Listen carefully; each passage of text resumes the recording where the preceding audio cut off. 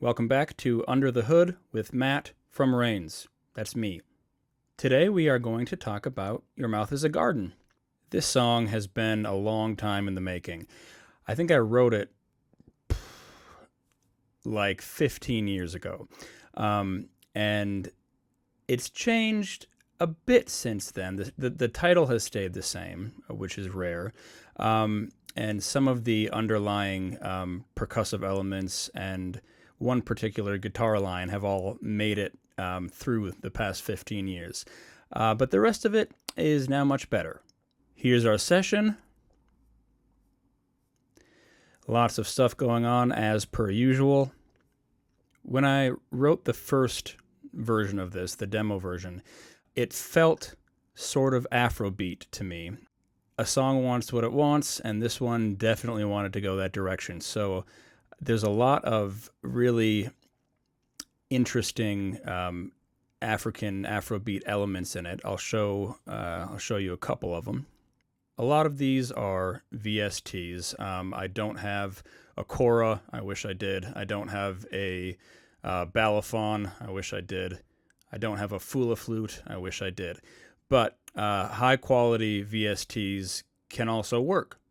I've realized that I tend to make the second verse of any song I produce just the most beautiful part and the most delicate part. And I'm going to play, I'll solo the African elements, and I'm going to play that for the second verse because I think you're going to be into it.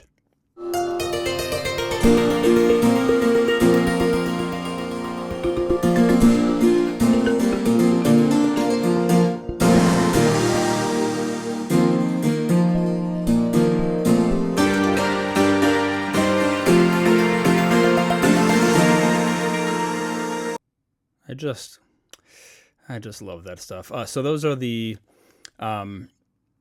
melodic African elements. There are also quite a few percussive elements that accentuate that Afrobeat feeling. In particular, the congas and the calabash. I'll play these with the drums.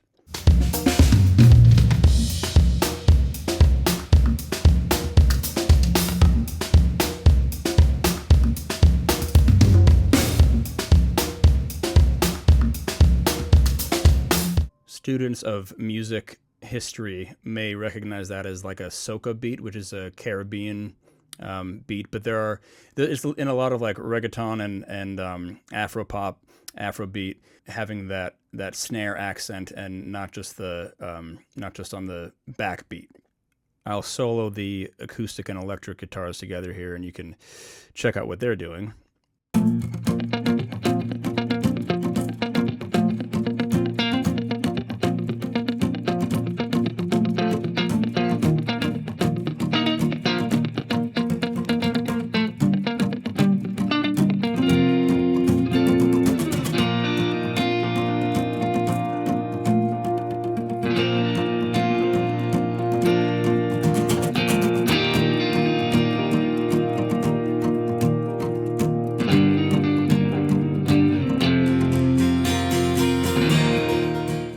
One of the most important ingredients, in my opinion, for any sort of Afrobeat tune is a fretless bass. I used a VST bass when I was producing this, and I had everything perfectly dialed in, every little accent and slap and palm mute and everything.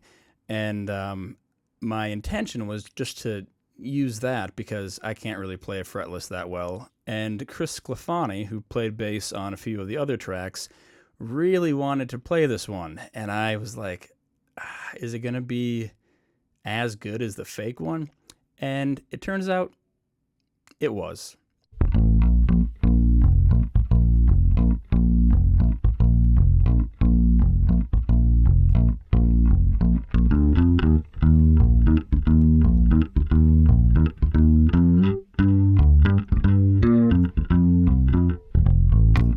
I'll play that with the drums so you can really feel the heartbeat.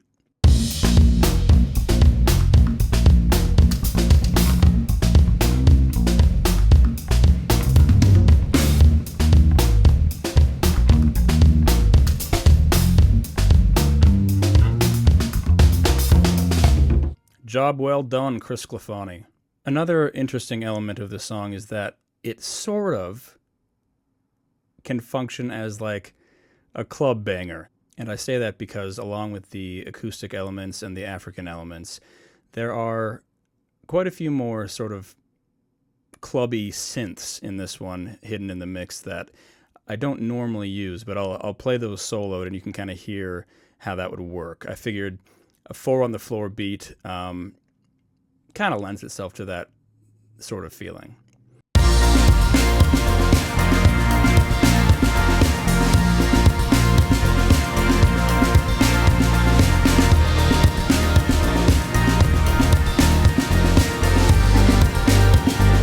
That sort of pumping, clubby sound that you hear is an additional bass. It's a synth bass paired with the fretless bass, just for those, I don't know, is that a chorus? The post-chorus? And you can hear it ducks out when the kick plays, and you get that pump. I don't know what else to call it.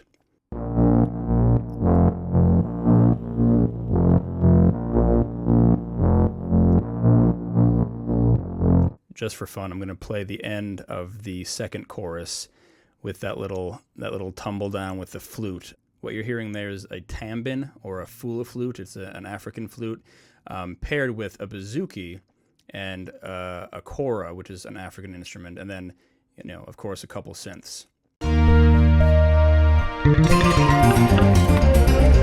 Once more, just with the flute and bouzouki. Now for the vocals. Because I do so much with vocal harmonies, I feel like it's important to kind of try and shake things up when possible. And what I mean by that is it's very easy, I think, to just do 3-part verbatim harmonies, everyone singing the same words at the same time. But, we already have a lot of that, which is great, but I wanted to do a little bit of experimentation with it, a little bit of call and response, a little bit of sort of patty vocals that are not necessarily following along exactly with the lead. Just wait for it all to bloom. Wait for it all. I'll stand by the gate, I'm willing to wait for you. What's fun about producing what is essentially pop music is that I'm always really working with the classic root notes, 1, 2, 3, 4, 5, and 6, not even 7.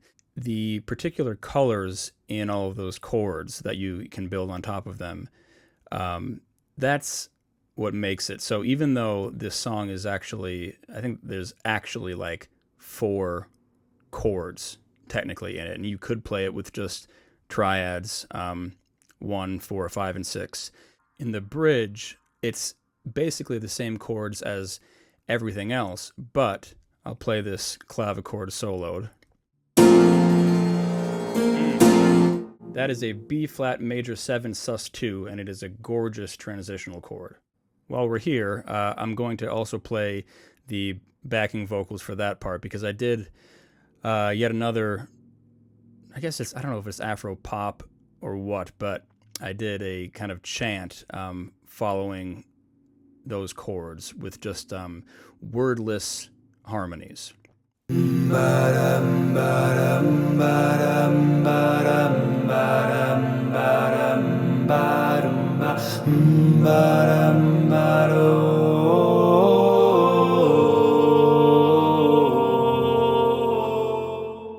And then once again, at the end, the outro, the chords change up a little bit once again. We are back with the major 7 sus 2 starting the outro.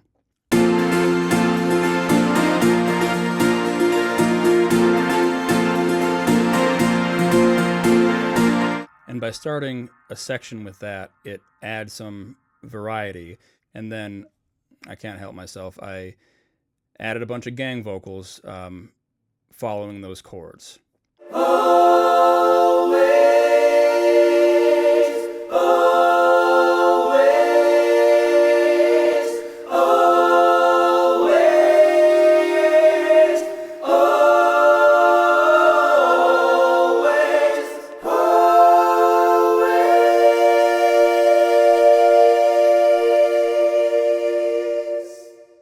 and I'm sure there's more. But that seems like a solid overview of the production of Your Mouth is a Garden. So thank you for watching, and let's do this again soon.